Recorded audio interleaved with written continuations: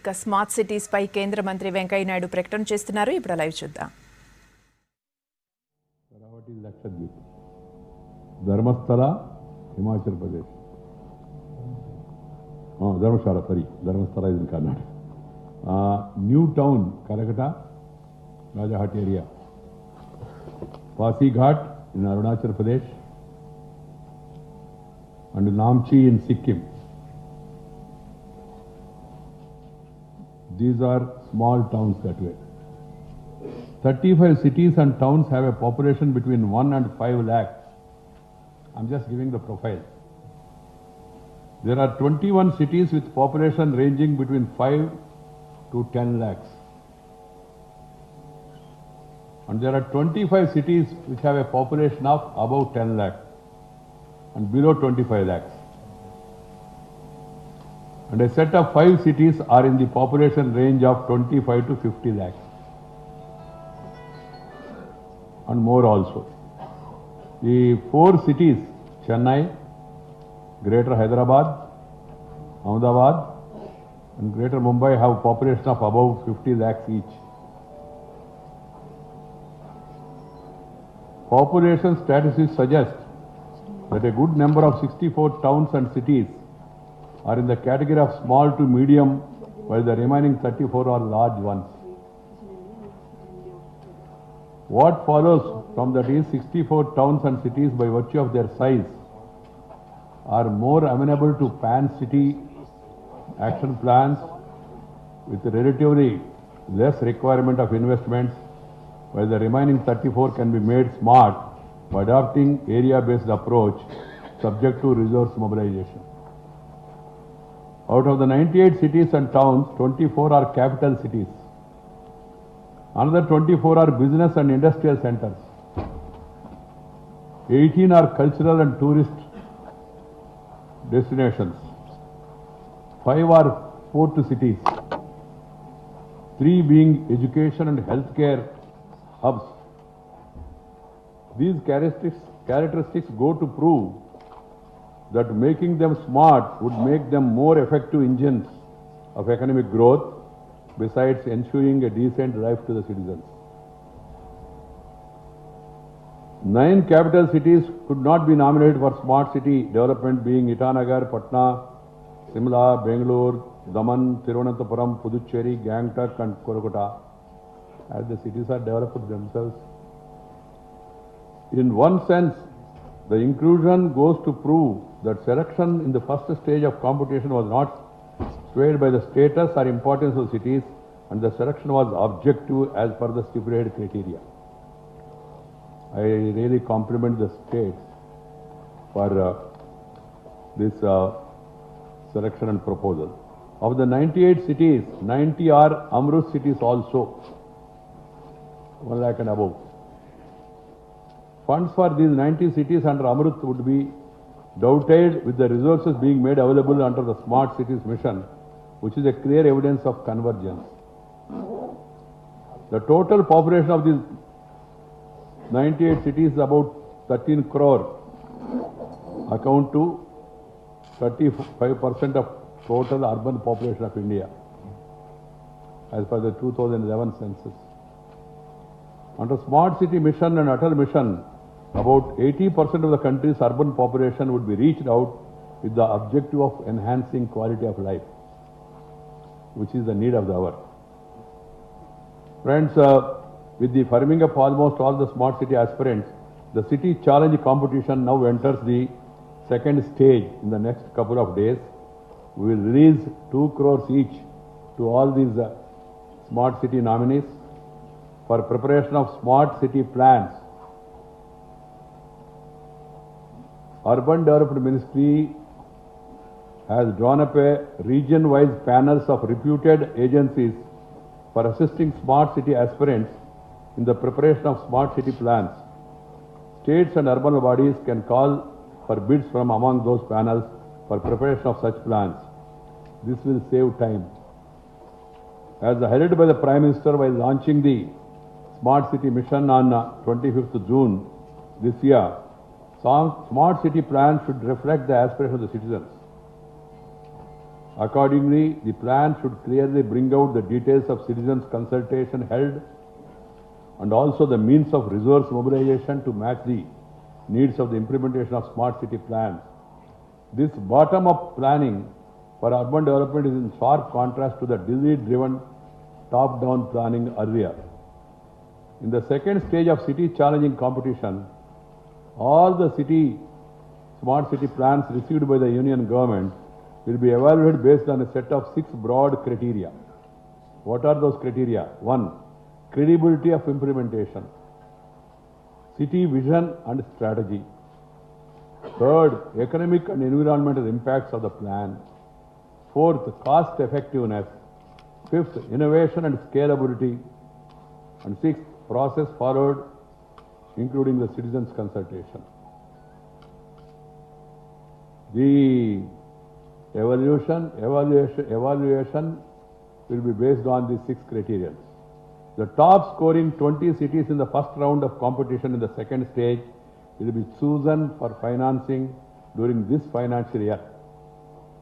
The remaining will be asked to address the deficiencies identified before participating in the second and third round of competition.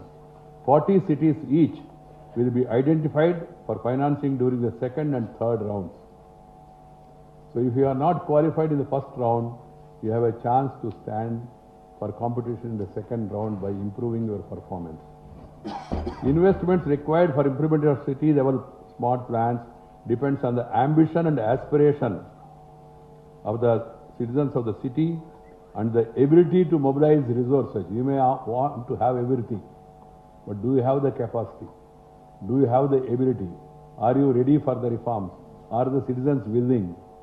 Is your corporation or municipal body ready to take up this challenge? Do you have the credit worthiness? All these aspects has to be studied. Investments required for implementation of city level smart city plans depends on the ambition, as I told you, and also ability. Ambition is one thing, ability is another thing. Our ministry will provide 100 crores per year for coming 5 years. First year, of course, we will be giving 200 crores. 200 crores to start with, because so that money can be used as a seed money to get external funding.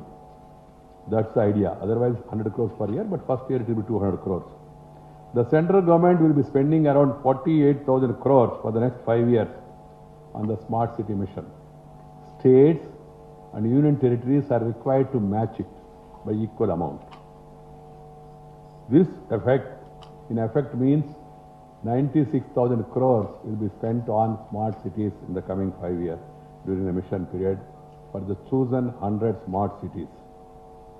Additional resources has to be mobilized from other sources, including collection of user fees,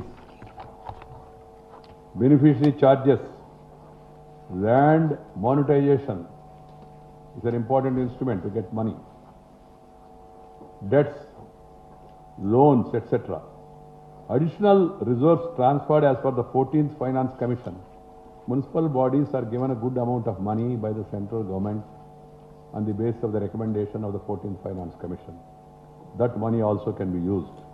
And also innovative financing methods such as municipal bonds and increment financing, convergence with other central government schemes like Swachh Bharat Mission, AMRUT, Hruday, Housing for All, borrowings from financial institutions, accessing National Investment and Infrastructure Fund from private sector through PPP model. Both national as well as international investors are looking for opportunities in the backdrop of recent financial crisis. People are searching for safe investments. I offer that smart cities and AMRUT are the safest investments because the land is going to be there, the structures are going to be there, and the returns are also assured. The smart city will be implemented by a special purpose vehicle, SPV, has to be created for each of the identified cities to enable focused effort for effective implementation. SPV at the local unit, rather than everything being done from Delhi or from state capital. The states and UTs and urban local bodies will have 50-50 equity in the SPV. Private sector can also rope in with equity with the management control remaining with the state and urban bodies. Friends, the Smart City Mission and its operational guidelines have been formulated after a year-long consultation. I have consulted all the states twice, thrice, consulted municipal commissioners, had interaction with mayors, elected representatives of the people, planners and experts, technology providers, industrial and real estate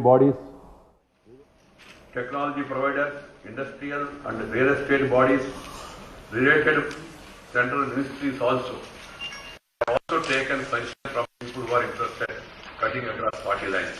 We had consultation on smart cities, while sometimes Congress, sometimes BJP, sometimes other party people were also there. So friends, I still hear from some quarters that clarity is still required. What is smart city in Indian context? I would only say that if once one reads the mission statement and guidelines, it will be clear as what is intended to achieve through our mission. A smart city would ensure core infrastructure and give a clear, quality, decent life to the citizens and enable a clean and sustainable environment and application of smart solutions with economic opportunities. The core infrastructure elements in our context have been identified as adequate water supply, assured electrical supply, sanitation including solid waste management, efficient urban mobility with a more focus on public transport, affordable housing, especially for the poor. That's why I requested my Secretary Housing also to be here today. Robust IT connectivity and digitization, good governance, especially e-governance, digitization of records, land records, property records, etc. And citizens' participation, sustainable environment, safety and security of citizens, and health and education enhanced facilities. This is a smart city. If you have to quantify or identify, these are the parameters of a smart city. Degrees of difference may be there. Smart solutions should be adopted as appropriate for enhancing governance and delivery of services and public information, water and energy management, urban mobility, waste management, etc. This goes to prove that we are not just aiming at making our urban landscape look fanciful and flashy, and the prime objective is to enhance the quality of urban life by addressing the deficiencies in core infrastructure required for better living in our context. Expectations in various quarters may be high, but mission is very practical, realistic in its intentions and objective. I would like the media please highlight this, because you need to educate the people. We need people's participation and cooperation. We need smart cities require smart leadership, smart people. Without their cooperation, this cannot be successful. Friends, the states and union territories and the urban local bodies have a crucial role to play in effective implementation of the new urban sector initiatives like Smart City, Atal Mission for Regeneration and Urban Transformation, AMRUT, Housing for all of them really, they require active, proactive roles by the states and urban local bodies. The Prime Minister wants to bring a radical change and he wants to transform India in every sense. That's why we have converted Planning Commission to Niti Ayog. What is Niti Ayog? I just remind people, Niti Ayog means NITI, National Institute for Transformation of India, transforming it in every sense. So these schemes, urban initiatives of my department are keeping that objective in mind. So friends, ending scope for discrimination, selection of cities and allocation of funds under the new initiatives is based on the objective criteria like the urban population, number of statutory cities and towns, slum dwellers and urban poor, etc. Central assistance has been increased many-fold. The JNRM, the total amount allocated was only 36,000 crores. But now you have under this AMRUT, you have the smart cities 48,000 crores, and then housing